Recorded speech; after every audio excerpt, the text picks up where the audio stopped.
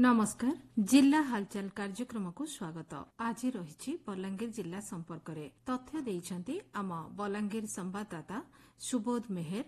उपस्थापन मु नीना साहू। बलांगीर जिले में वर्तमान मुख्यतः धान और कपा चाष बेसी परिमाण रे हेउछि। जिले में 1,12,000 हेक्टर जमी रे धान चाष करा जायछि। अन्य पक्षरे नियंटिया वर्षा स्थिति जोगु चाष कार्य बाधाप्राप्त होइतिला, किंतु जुलाई मासरे भल वर्षा जोगु चाष कार्य सुरुखुरुरे चलिछि। जिले में 70,000 हेक्टर जमी रे कपा चाष कार्य आरंभ होइछि। धान, कपा और अन्यान्य चाष निर्धारित समय मध्यरे संपूर्ण होइजिबो बोली जिला कृषि अधिकारी बाबुली चरण सेठी कहिसंते। सुधा हमर धान चाष करिया पे टार्गेट था 1,64,000 वर्तमान 1,12,357 हेक्टर होइछि। जेहेतु भल वर्षा होइछि एबे रुआरी जोरे चलछि, शीघ्र ही भीतर गोटे सरीजिवो। सेहिपरि कटनर मध्य हमर टार्गेट था 72,000 हेक्टर, वर्तमान 70,600 हेक्टर हेगले एबे सरीजिवो मध्य ए गोटे वीक भीतर हेजिवो। धान 1,64,000 भितरु 88,963 हेक्टर होछि बुणिया बुणाबुणी करिया पे, सेतरु 78,600 हेक्टर हेगले। आ ट्रांसप्लांटिंग जो रुइया कथा रुइया पे 75,037 हेक्टर वर्तमान 35,151 हेक्टर हेछि। ए वीक रे सरीजिवो। से हमर रेनफॉल वर्तमान जून मास रे देखाले हमर नॉर्मल 123.2 रहिया कथा, किंतु हमर एवरेज 115.52 अछि, जोटा कि लेस थिला 37%। आ जुलाई रे 362.1 नॉर्मल रहिया कथा, किंतु 337.92 हेछि, आ जोटा कि लेस 7% हेछि।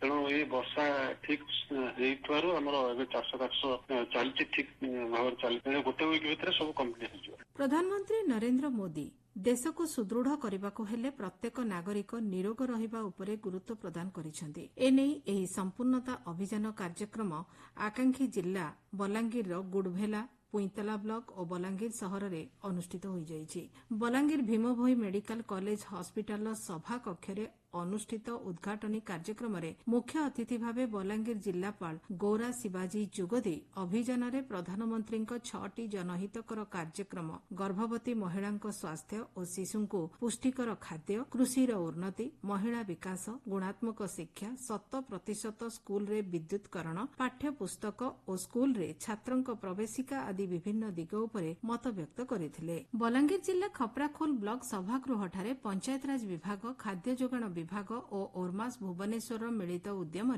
जातीय ग्रामीण निश्चित कर्म नियुक्ति योजना और जातीय खाद्य सुरक्षा योजनार सामाजिक समीक्षा जनशुणाणी कार्यक्रम अनुष्ठित हो जाइछि। 2023-24 आर्थिक वर्षर द्वितीय चक्र रे खपराखोल ब्लॉक रे 6,70,240 श्रम दिवस सृष्टि होइतिबा बेले जनकु 300 दिन काम मिलिथिबा 401 परिवार को 200 दिनर काम और 2,459 परिवार 100 दिनर काम पाइथिबा जणा जाइछि। बलांगीर जिला परिषद सम्मेलनी कक्षरे जिला परिषद अध्यक्ष देवकी साहूଙ୍କ अध्यक्षतारे 7ମ जिला परिषद बैठक अनुष्ठित हो जाइछि। एही बैठक रे जिला सर्वांगीन उन्नति पई दलमत निर्विशेषरे कार्य करबाको प्रथम प्रस्ताव पारित होइतिला। उपमुख्यमंत्री कनकवर्धन सिंहदेव जोगदे कृषि और कृषकଙ୍କ उन्नति पई तांको सरकार गुरुत्व देउथिबा प्रकाश करथिले। स्वास्थ्य मंत्री डॉक्टर मुकेश महालिंग जिला स्वास्थ्य सेवार उन्नति पई तांको सरकार कार्य करुछंती बोली प्रकाश करथिले। लोकसभा सांसद संगीता कुमारी सिंहदेव, राज्यसभा सांसद निरंजन बिसी, कंटाबांजी विधायक लक्ष्मण बाग, टिटलागढ़ विधायक नवीन जैन,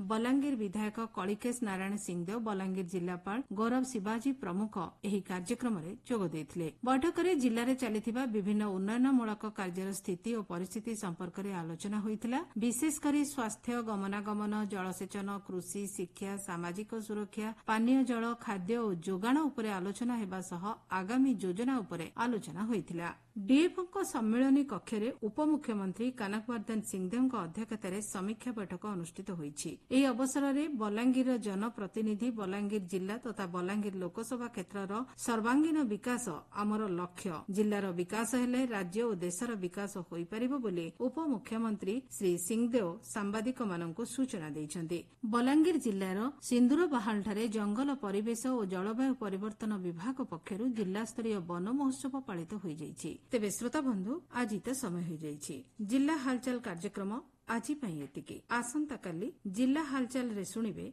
बौद्ध जिला संपर्क रे। नमस्कार।